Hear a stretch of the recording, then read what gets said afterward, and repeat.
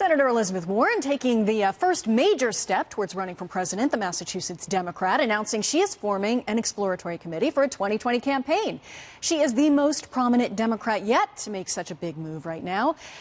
In nearly a 5-minute video, Warren, one of the most recognizable Democrats and a favorite target of President Trump as well, of course, making clear the themes of her campaign and what would be highlighted. America's middle class is under attack. How did we get here?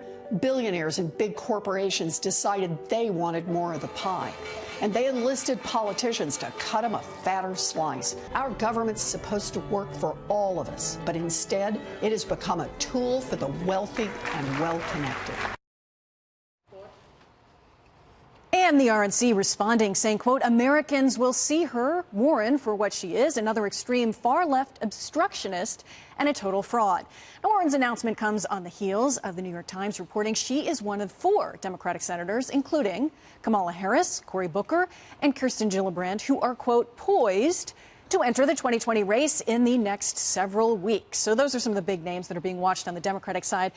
Hugo, when it comes to Elizabeth Warren, she's fairly popular in Massachusetts. Her video there was, really classic Elizabeth Warren. She's talked about, the little guy and the big banks and the institutions and going after that.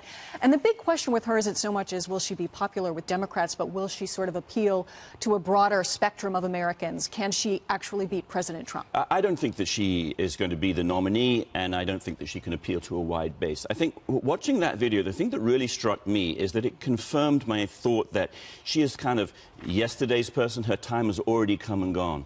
She struck all the themes that Bernie Sanders and she have been striking for the last 5-10 years. But there's a lot of younger guns in the Democratic Party now. She doesn't stand out as being more left-wing or more Bernieite than others. Cory Booker and Kamala Harris and a lot of people are on the left. What struck me about that video was, she talked about the middle class. She didn't emphasize Massachusetts. She actually mentioned her Oklahoma upbringing.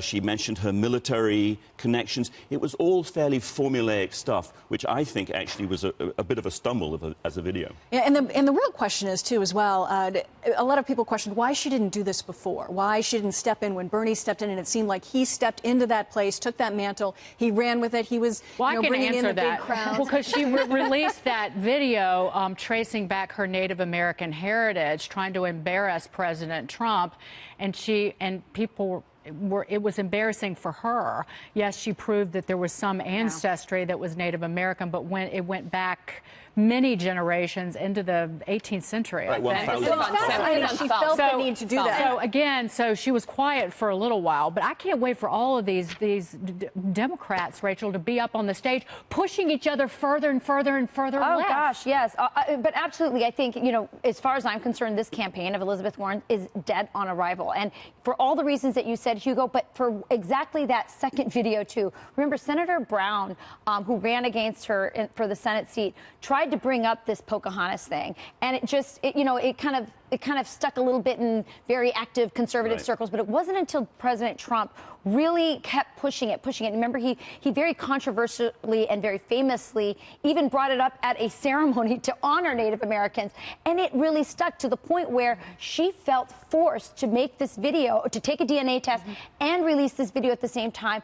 And all it does is she is a fraud, and I think that if she ran, it would bring up all the identity politics and that people in middle America, independents that she needs to win over would absolutely be reminded of. This would be a disaster. Rachel, you bring up a good point because you're talking about how something played in Massachusetts and how something plays across America. The issue was not something that would defeat her in Massachusetts, but then, as you mentioned, President Trump brings it up. Would it have more of an impact nationally?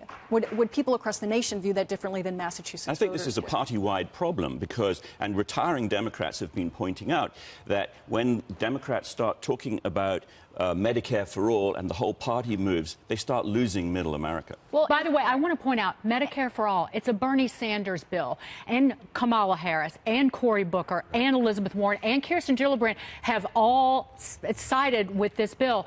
And we should be clear right here. It's not Medicare for all. It's Medicare for none. That bill gets rid of Medicare as it exists today and gets rid of private insurance. So how are they going to run on something that's literally going to rip up Medicare for the elderly But they and have to win bankrupt the over. country? But they have to win over Middle America, and they've spent the last year resisting Trump and not trying to figure out how they lost it in 2006. And I want to bring Britt in here before we lose her. Go ahead. Yeah. No, I was just going to say, she tried to go up against President Trump. She tried to beat him at his own game. That's true. And that's never going to win with Democrats. That was embarrassing, especially, too. You can't factor out the younger millennials coming up.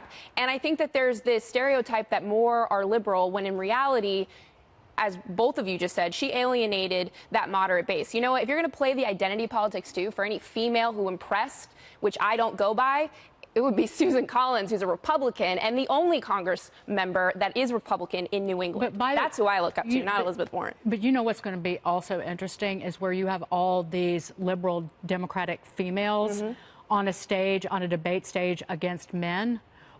How are they going to sideline them? Like, how far are you going to take the gender politics? Because or we the saw racial politics, like Francis O'Rourke pretending like he's Latino. I mean, how's that going to play? But like with the women, you saw Hillary Clinton use her gender as a crutch when it was convenient, and then swat even Bernie Sanders with it when she could. And so, again, do they turn all the Democrats who are men running for the presidency into a bunch of sexist pigs? We'll be looking forward to seeing that stage. It'll be fascinating either way.